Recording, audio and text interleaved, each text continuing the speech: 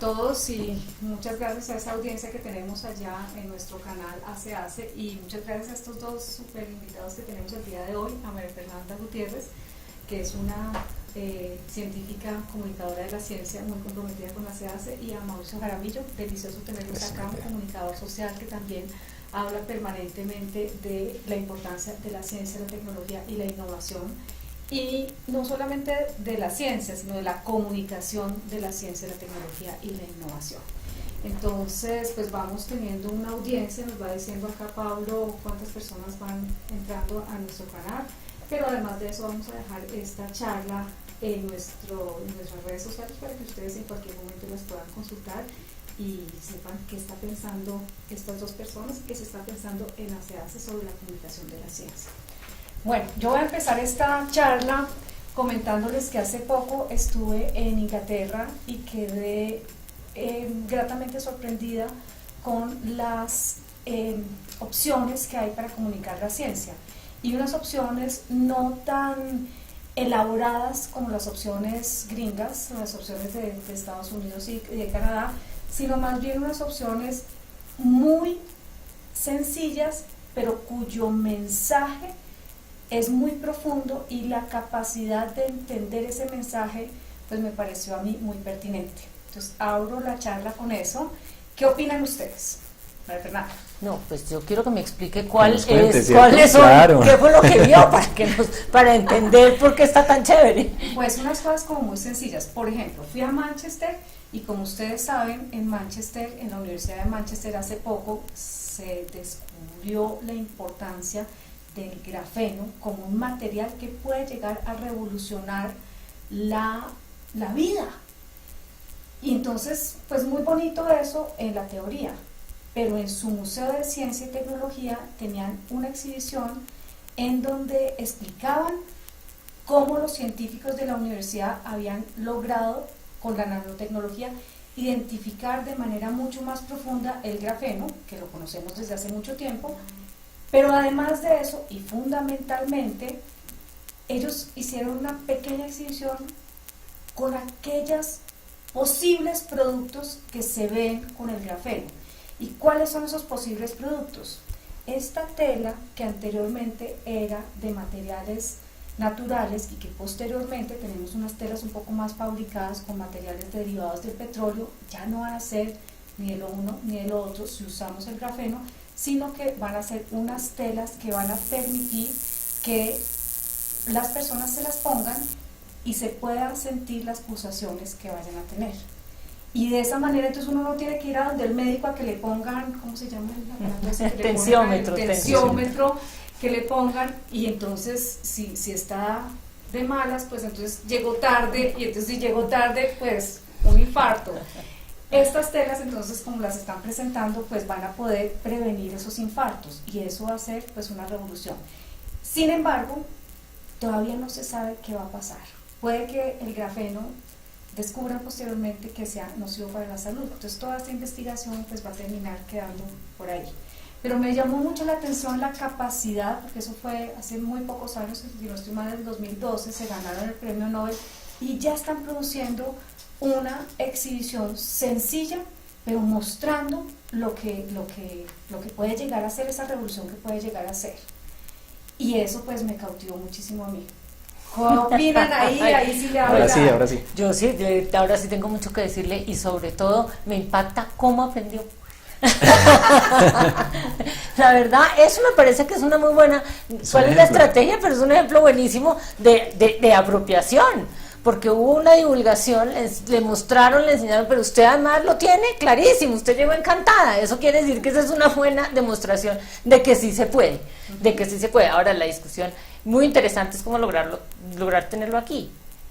Y aquí paso la palabra. Bueno, yo creo que toca ver el museo y todo eso, pero parte de la magia es hacerlo fácil. Cuando la ciencia, cuando la tecnología se complejizan, se habla en un idioma raro, se pone como que eso es allá en lejísimos y es imposible para nosotros o inaccesible, pues como audiencia, por más interesados, nos va a dar pereza, y mucho más a la gente que no está sensible a la ciencia y a la tecnología. Entonces ponerlo en un lenguaje fácil, sin tanto presupuesto, sin tanta parafernalia, pero de manera fácil que la gente lo sienta y además aplicado. Obviamente no toda la ciencia se puede aplicar, no toda la ciencia, o por lo menos es algo agarrable, asible, pero cuando se puede aplicar, pues qué bueno mostrar las aplicaciones. Entonces aquí grafeno en tecnología, en dispositivos móviles va a tener una cantidad de usos, pero por ejemplo lo de la ropa, yo no lo sabía, y cuando uno ve las aplicaciones, entonces dice, bueno, aquí me interesa, es más cercano, voy a verlo en un futuro, voy a comprarlo, o voy a tenerlo en los productos que adquiera o que vea, entonces... Pero además usted dijo una cosa que también es muy chévere, y es que se inventaron mostrárselo a la gente en un museo. Es decir, yo creo que hay detrás de eso también un problema de cultura científica, no cómo hacer para que esta investigación pase a la gente rápidamente y cómo lograr que fluya, ¿no? Entonces se inventan una exposición, se inventan un espacio en un museo, se inventan cómo llegarle a la gente. Yo creo que a nosotros aquí eso nos hace mucha falta.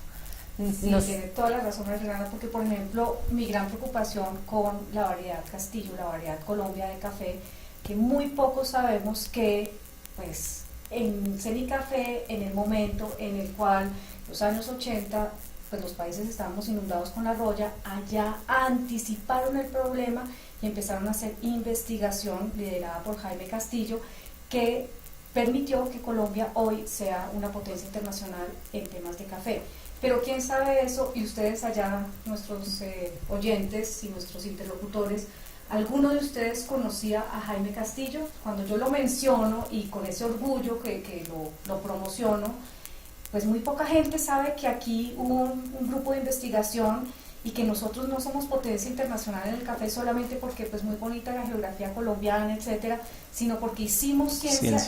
Y hace poquito estaba hablando con Gabriel Cadena, que es ahorita el rector de la Universidad Autónoma de Manizales, y él me decía, es que una de las cosas más importantes que hizo Jaime Castillo fue que él anticipó el problema que íbamos a vivir con la roya. Entonces, todo eso tenemos que sensibilizarnos un poquito y pensar que algún museo debería contar esa historia que estamos contando ahorita desde hace. ¿Qué opinan ustedes y qué otros ejemplos tienen de cosas que han pasado en Colombia que deberíamos tener, no sé, en la museografía o quizás en Transmilenio, tener entonces unas vallas gigantes de esa sensibilización para que uno se sensibilice, pero también se enorgullezca de eso que hemos construido acá? ¿Qué ejemplos tienen? Lo que tenemos son los ejemplos de lo que no tenemos. La verdad, en el grupo de los científicos en Colombia hay maravillas. Hay cosas lindísimas en biodiversidad. Lo que se está manejando en Colombia en biodiversidad es interesantísimo. Todo lo que hay en espacios en Colombia llenos de animales, de plantas que tienen potenciales, que tienen cosas, que hacen cosas maravillosas. Es decir, yo le puedo decir que la proporción de lo que se muestra versus lo que no se muestra, sin duda podría decir de 1000 a 1. Es mínima, pero ahí voy con una reflexión y lo hablábamos un poquito antes de iniciar transmisión. A los científicos buenos y malos hay de todo, así como youtubers que dicen que todos los youtubers son malos, también hay youtubers buenos. Aquí estamos haciendo más o menos de youtubers.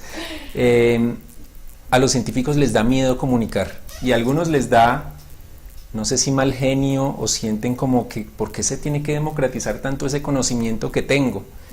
Y se pierden de la posibilidad de que la gente los conozca, no por ser famosos, sino porque los puede apoyar, porque les puede ayudar a conseguir recursos. Uno ve los científicos gringos y comunican y entonces consiguen recursos, donaciones, eso ayuda. No quiere decir que se vuelvan pues estrellas ni nada de eso, pero comunicar no es algo que es parte o debería ser parte de la labor científica.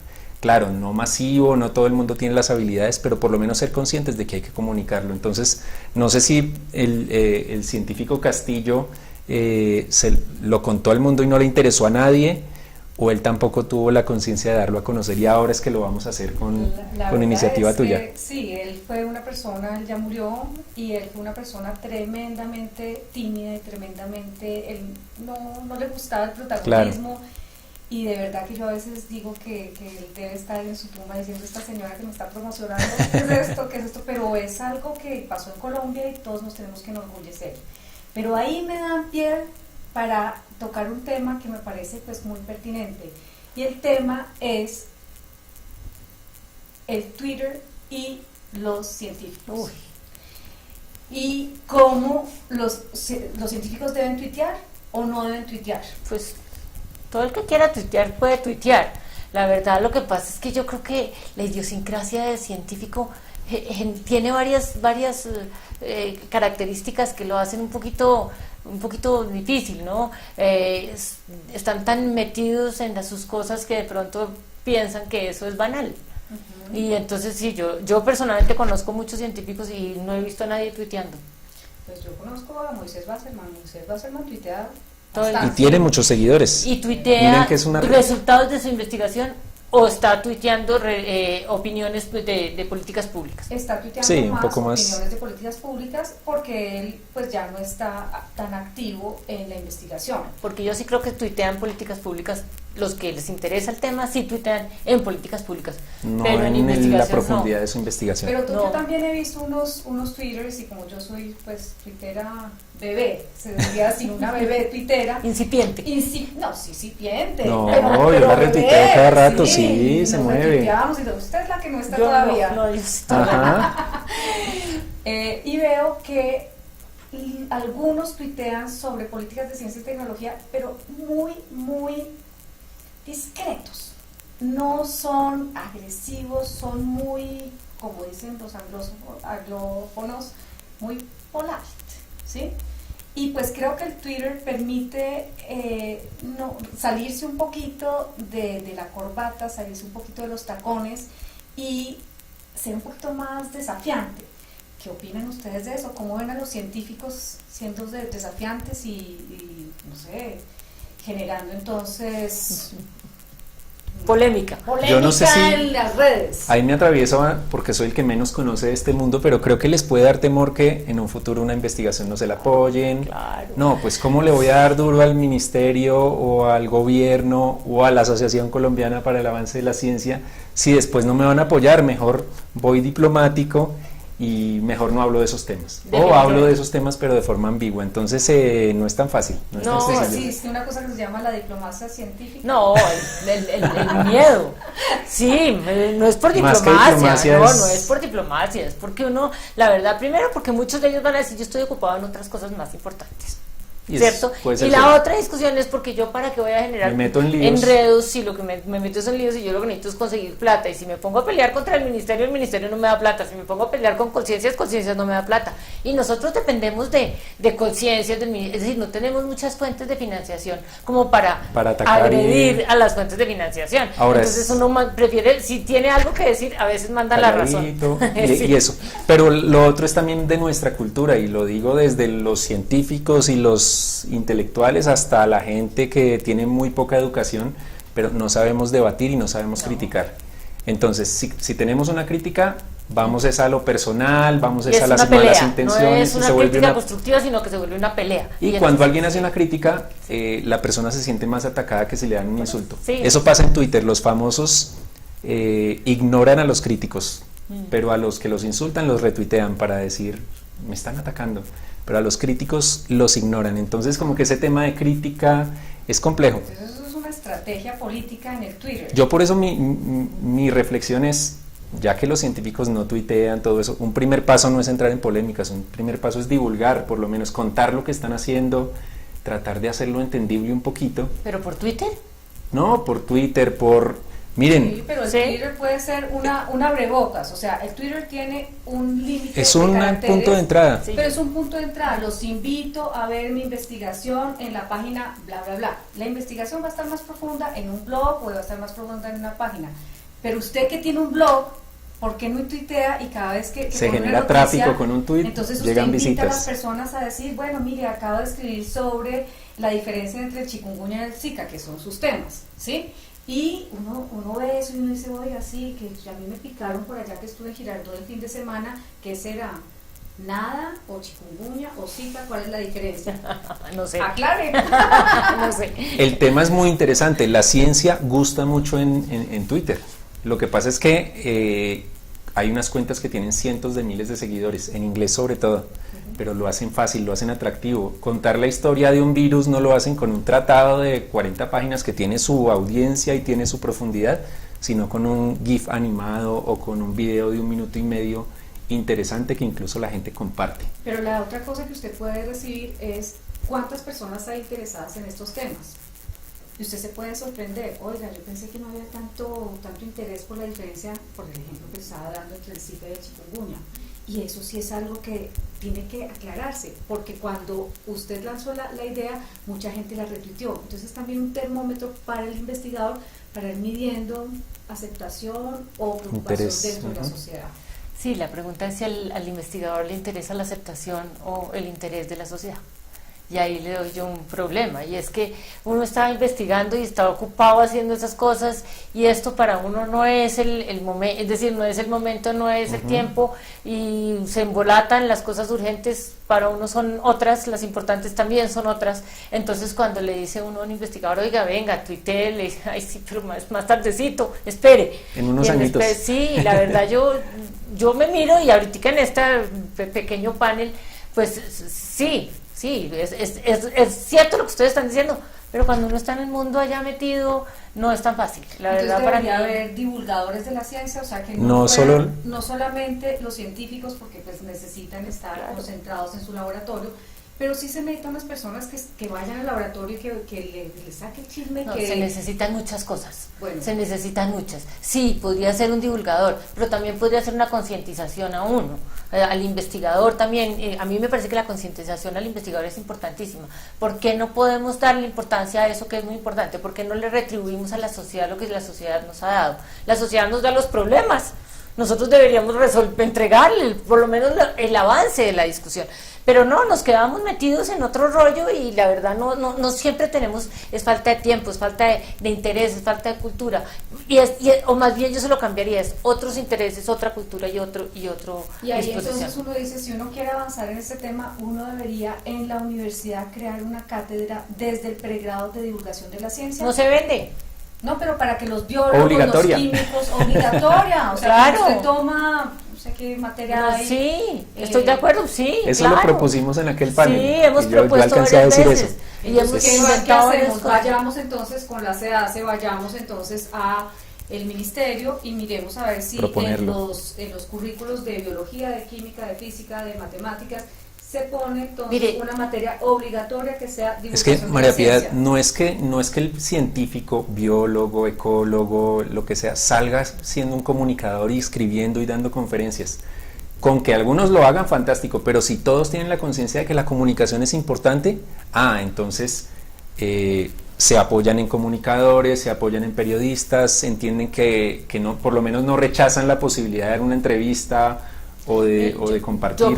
Yo siempre he propuesto una cosa: Conciencias le da a los investigadores un dinero para hacer investigación, y dentro de contraparte le pide que haga difusión. Y entonces uno tiene que sacar artículos científicos en revistas indexadas de alto impacto, etcétera, de esas que leen los pares como uno en otros países. Pero yo siempre digo, por cada uno de esos artículos debería salir un artículo de divulgación de la ciencia. Dos ideas concretas que deberíamos entonces, firmamos los 3, etcétera, y mandamos una al ministerio y una a Conciencia, si nos comprometemos ya desde ahí.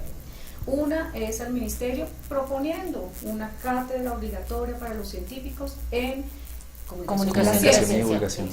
Y la segunda es una para Conciencias diciendo, cuando usted le financian y usted produce un artículo científico, muy bien, pero ese artículo científico tiene que tener su par muy rápidamente en una revista de divulgación o en una estrategia de divulgación como la que los museos o no sé, algún tipo de... Sí, eso es importantísimo.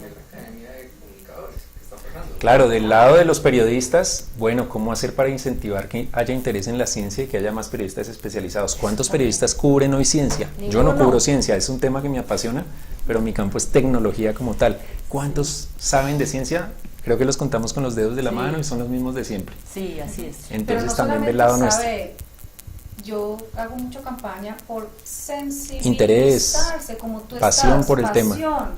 Porque es que la ciencia, pues, debería ser un factor muy importante dentro de la cultura colombiana, pero además de eso, porque no podemos pretender que todos los desarrollos, nosotros sí cogemos esto de desarrollo científico y los aparaticos estos que usamos todos los días, pues todo también es un desarrollo científico, y lo que terminamos siendo nosotros somos compradores y no consumidores. las personas que están proyectando los nuevos desarrollos que van a usar pues, las sociedades en general.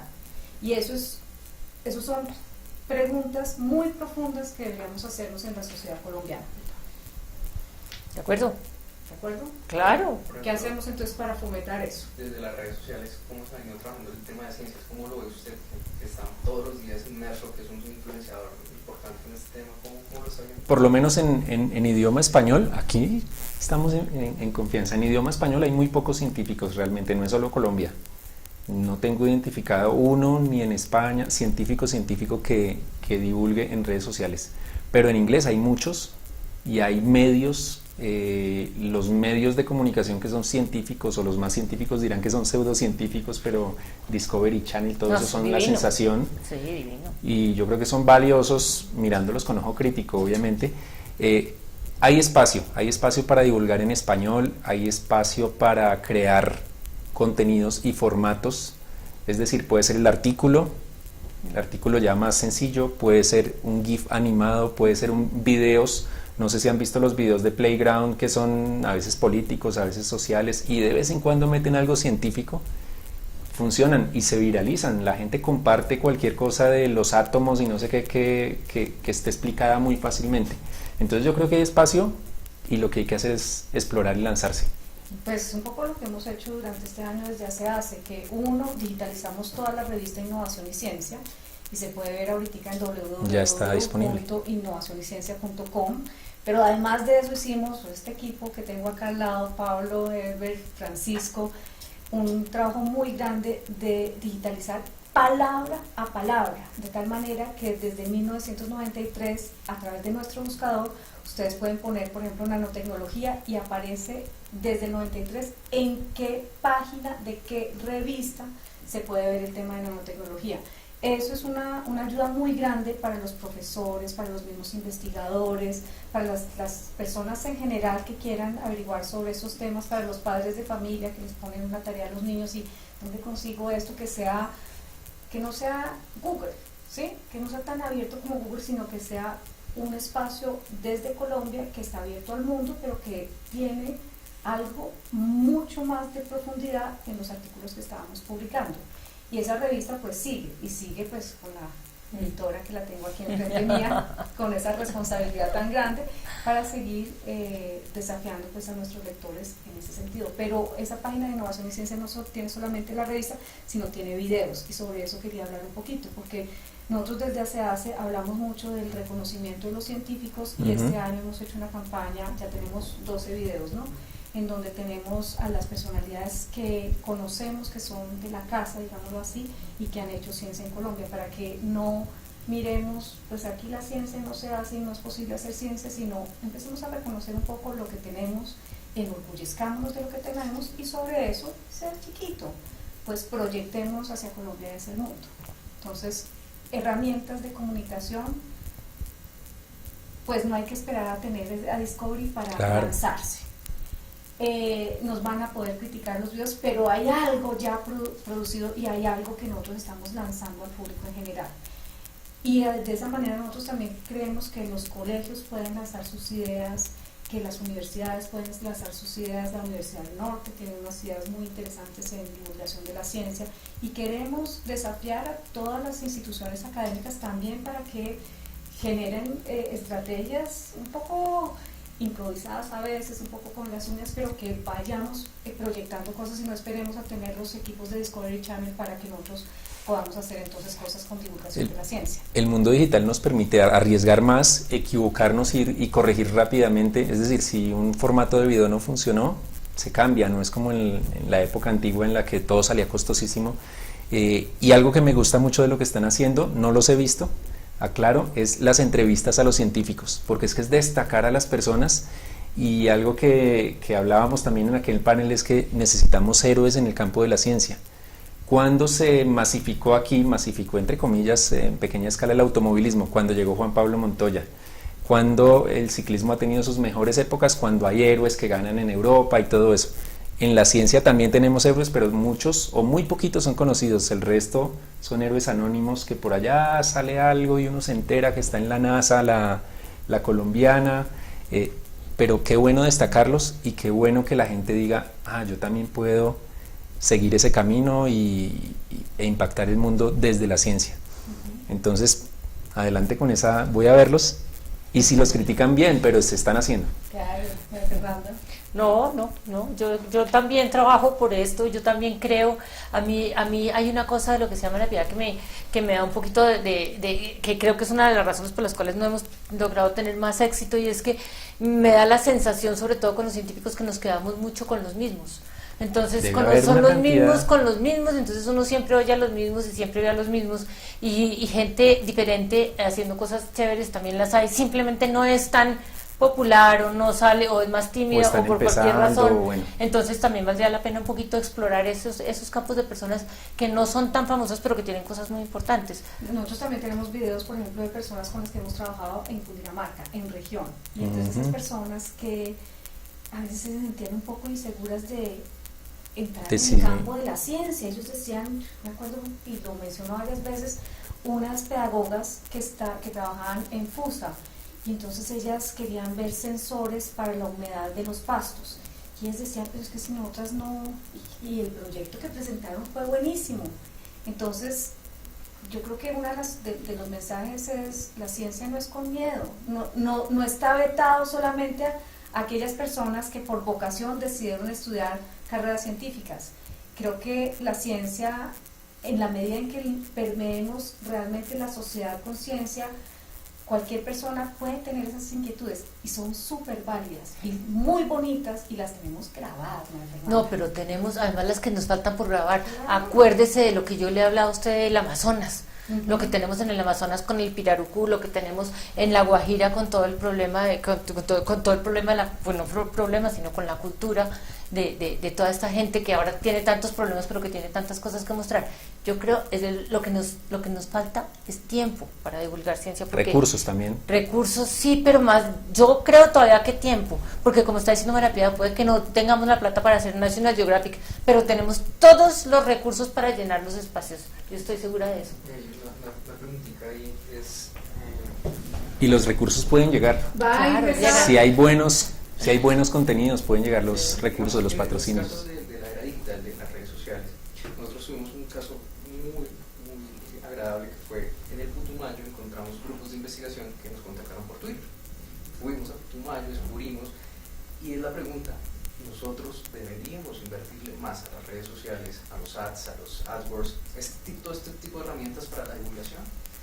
Yo no sé si tanto a pautar, por ejemplo, haciendo anuncios en Facebook o en AdWords, en Google AdWords, pero sí en aprovechar las redes actuales. Y buenísimo que haya pasado eso, porque es que uno piensa, redes sociales, es para divulgar, para transmitir, y resulta que las redes sociales son conversación. Para conversar. Muchos siguen replicando el viejo modelo de una persona o una institución y los demás que reciban. No, esto es de conversación, de interacción. Las audiencias le pueden a uno dar ideas.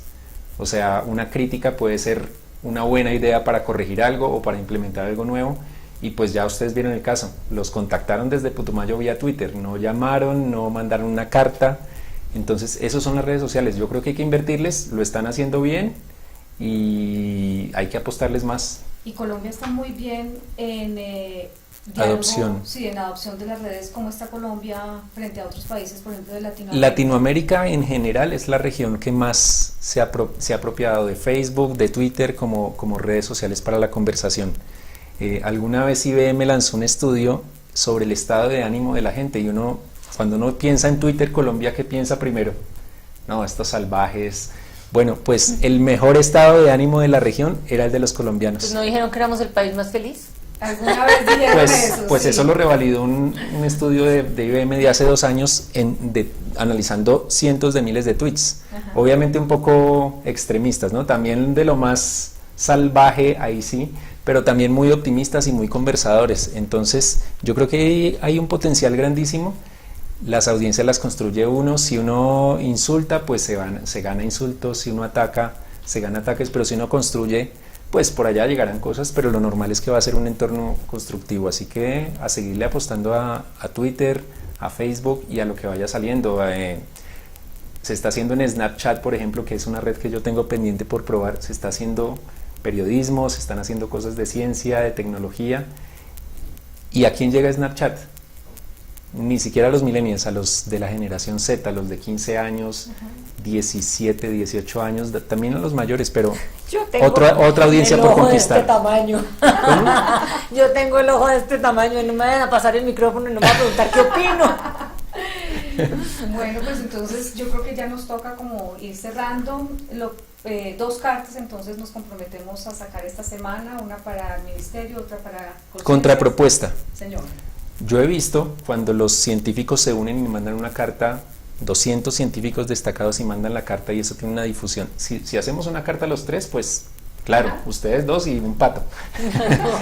Pero ¿qué tal si hacemos algo en redes sociales para que mucha gente se una? Bueno. No sé si por Change o por otro mecanismo y que 200 personas interesadas en el tema de la divulgación de la ciencia tengamos una propuesta estructurada. Buenísimo, nosotros hicimos una carta hace un poco más de un año para criticar un poco el presupuesto que inicialmente habíamos propuesto, para el Colciencias. Ministerio de Hacienda para Colciencias.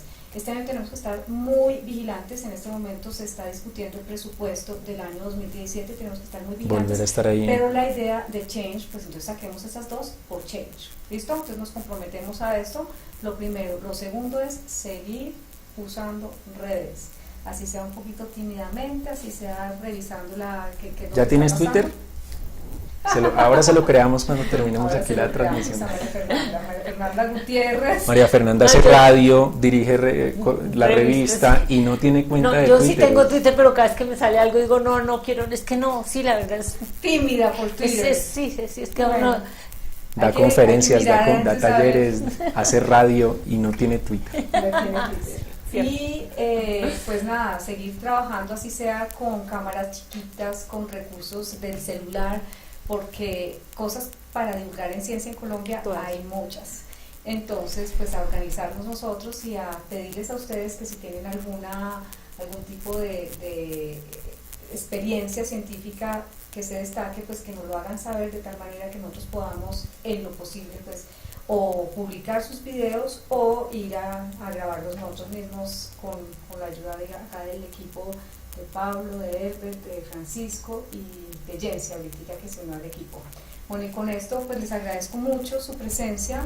Estamos volviendo a hacer este tipo de charlas para que simplemente charlemos, nos tomemos un tinto por la tarde y hablemos de la importancia de la ciencia, la tecnología y la innovación en país, porque Colombia tiene su ciencia.